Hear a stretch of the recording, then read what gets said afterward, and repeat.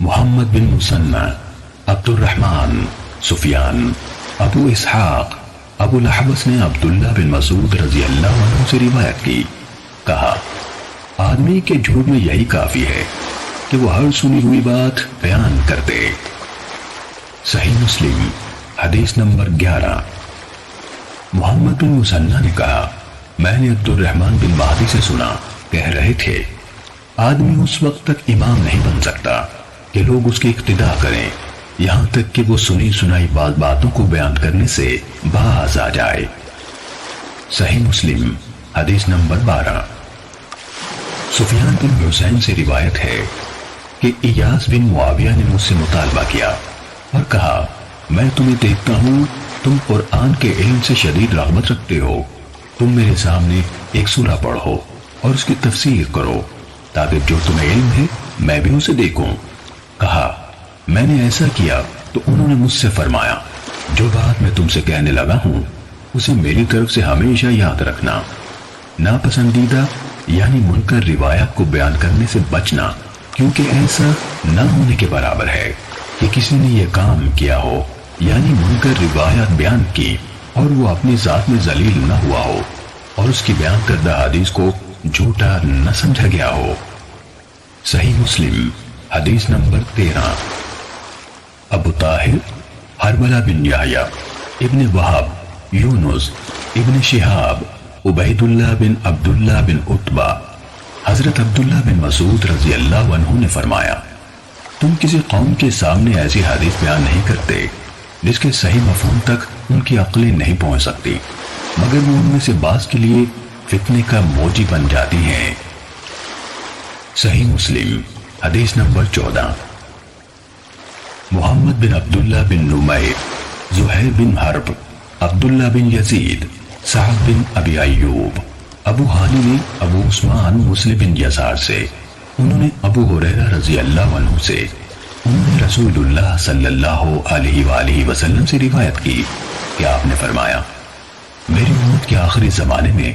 ایسے لوگ ہوں گے جو تمہارے سامنے ایسی حدیثیں بیان کریں گے جو تم نے سنی ہوگی نہ تمہارے آبا نے، تم اس قماش کے لوگوں سے دور رہنا۔ صحیح مسلم حدیث نمبر 15۔ حرملہ بن یحییٰ، عبداللہ بن حرملہ بن عمران تجیبی، ابن وہب، شرحیل بن یزید کہتے ہیں مجھے مسلم بن یسار نے بتایا کہ انہوں نے ابو ہریرہ رضی اللہ عنہ کو یہ کہتے ہوئے سنا کہ رسول اللہ صلی اللہ علیہ وآلہ وسلم نے فرمایا آخری زمانے میں ایسے دجال فریبکار کذاب ہوں گے جو تمہارے پاس ایسی حدیث لائیں گے جو تم نے سنی ہوگی نہ تمہارے آبا نے، تم ان سے دور رہنا کہیں وہ تمہیں گمراہ نہ کر دیں اور تمہیں فتنے میں نہ ڈال دیں۔ صحیح مسلم حدیث نمبر 16۔ ابو سعید اشج، وکیع، احمش، مسیب بن رافع، عامر بن عبدہ سے روایت ہے، کہا حضرت عبداللہ بن مسعود رضی اللہ عنہ نے فرمایا بلا شبہ شیطان کسی آدمی کی شکل اختیار کرتا ہے، پھر لوگوں کے پاس آتا ہے اور انہیں جھوٹ پر مبنی کوئی حدیث سناتا ہے، پھر وہ بکھر جاتے ہیں۔ ان میں سے کوئی آدمی کہتا ہے میں نے ایک آدمی سے حدیث سنی ہے، میں اس کا چہرہ تو پہچانتا ہوں پر اس کا نام نہیں جانتا، وہ حدیث سنا رہا تھا۔ صحیح مسلم حدیث نمبر 17۔ محمد بن رافع، عبد الرزاق، معمر، ابن طاؤس، طاؤس نے حضرت عبداللہ بن عمرو بن عاص رضی اللہ عنہما سے روایت کی، کہا سمندر کی تہ میں بہت سے شیطان قید ہیں جنہیں حضرت سلیمان علیہ السلام نے باندھا تھا، وقت آ رہا ہے کہ وہ نکلیں گے اور لوگوں کے سامنے قرآن پڑھیں گے۔ صحیح مسلم حدیث نمبر 18۔